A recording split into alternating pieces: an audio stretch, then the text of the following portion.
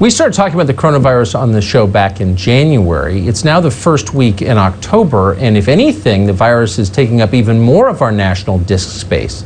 The President of the United States has it right now. A bunch of world leaders have gotten it. This virus came from China, so we thought it'd be interesting to know what the Chinese are making of all of this.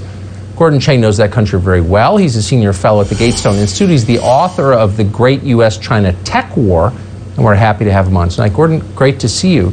So the Chinese, of course, as they always do, are paying very close attention to the United States. What's their view of what's happening right now, do you think?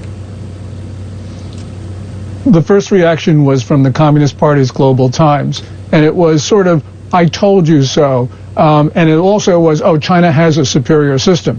Now, those messages were deleted quickly after there was condemnation around the world. And then Xi Jinping, the Chinese ruler, says, oh, I'm sending my best wishes to President Trump.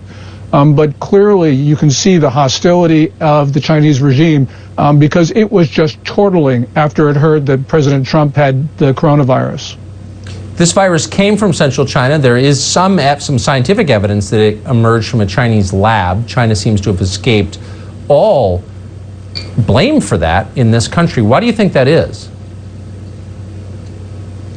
I think it's because the scientific community just recoils from the evil that would be evident if indeed China had cooked this up in a lab.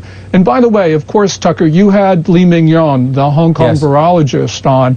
Also, recently, you have a microbiologist from the Broad Institute of MIT and Harvard, Alina Chan, who has talked about how this virus is not mutating, which is extremely strange. And her hypothesis is that this is not mutating right now because it adapted to humans in a lab. In other words, it's a lab escape. Now, this is not confirmed yet, but nonetheless, as time goes on, we're getting more and more people who are understanding that this is not a natural virus. And indeed, I think the scientific community is going to have to come around and face that fact. So the members of the so-called scientific community, I'm including National Geographic in this, which just issued a statement dismissing out of hand any of this evidence, why would they keep their jobs if it turns out they were so deliberately incurious that they missed one of the great stories of the century?